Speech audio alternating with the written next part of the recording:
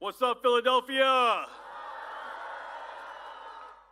Good afternoon, everybody. My name is Naveed Shah, and I'm the Political Director of Common Defense and an Army veteran. I'm honored to address you today on behalf of veterans everywhere. Woo. You know, as a veteran, I swore an oath to the Constitution, not to a person, not to a political party, and especially not to a king.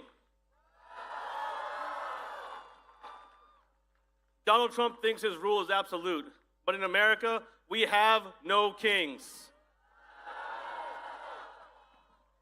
I'm a veteran of the war in Iraq, where I served 15 years ago. When I was there in March of 2010 was when Iraq held their second ever national elections. For many young Iraqis, it was their first time ever casting a ballot. For once, the insurgents weren't not targeting the American soldiers like me who were providing security. They were targeting their own people, who were simply trying to exercise their fundamental right to vote. In that moment, the sanctity of our rights became clear to me, and I promised never to take them for granted. So when I saw what happened in Washington at the Capitol on January 6, 2021, I was more than just shocked and appalled. I was scared.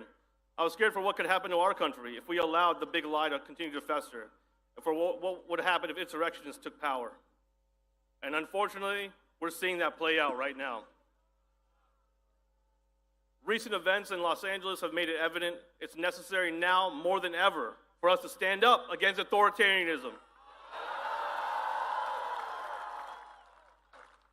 As of now, the Trump regime has federalized 4,000 National Guard soldiers, 700 Marines, but we've seen this playbook before. When troops are deployed to suppress dissent, history shows us that such actions only make the situation worse, not better. The militarized response to protests is a dangerous escalation that undermines the state and local governments, endangers civil rights, and betrays the very principles that we swore to uphold. It's important to note that everybody from Governor Newsom to Mayor Bass, even the LAPD, have said that there's no need for military intervention in LA. But the president and his regime are manufacturing a crisis. We've heard that in places like Texas and Virginia, governors have activated their National Guard, so there's a potential for more troops to be deployed this summer. And that's why now, more than ever, in the face of such oppression, we must commit to deliberate, strategic nonviolence. Seeing all of you out here today in the Philadelphia, my second favorite city after DC, it's a powerful moment to protect democracy in our communities.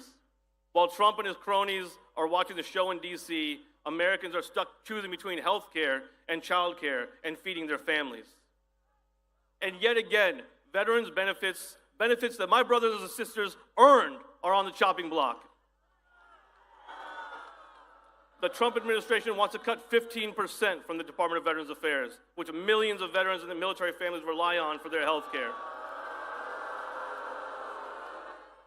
But that's right out of the MAGA playbook, isn't it? Pretend you're honoring the troops with a parade while gutting the services that they need. What's the point of a military parade if you're going to disrespect the troops and their families? 250 years ago, the army that I love was founded by the Continental Congress to stand up against King George. Almost nothing makes me prouder than to say, "Go Army." But today, Trump's birthday parade isn't about patriotism. It's about his power. And here's the truth. In a recent poll that we did, 70% of veterans, including Republicans and independents, are opposed to Trump's birthday parade. Because we know you don't honor the troops by making them props. And that's why Common Defense and our veterans are gathered here today and across the country to reaffirm our commitment to the Constitution of the United States. Not a politician, not a political party, and no kings. Despite our nation's history of oppression and racism, but the ideals that we took an oath to rise above all of that. When I took my oath to join the Army, I did so because I believed that America stood for something better, and I still do. And that's why it's so important for me to protect this country and its Constitution from all enemies, foreign and domestic. If we are to be the shining city on the hill, then we must set the example. Before we send our troops to promote democracy abroad, we must protect democracy here at home. Liberty and justice must truly be accessible for all. The men and women of our military uphold the oath every single day. And as veterans, we're here to commit to continue upholding our oath. And we call on all members of Congress, left, right, and center, to do the right thing, because the future of democracy depends on them. And it depends on all of you out here going beyond just today. Continue to show up, because this is not just the end, this is just the beginning. Because in America, we have no kings.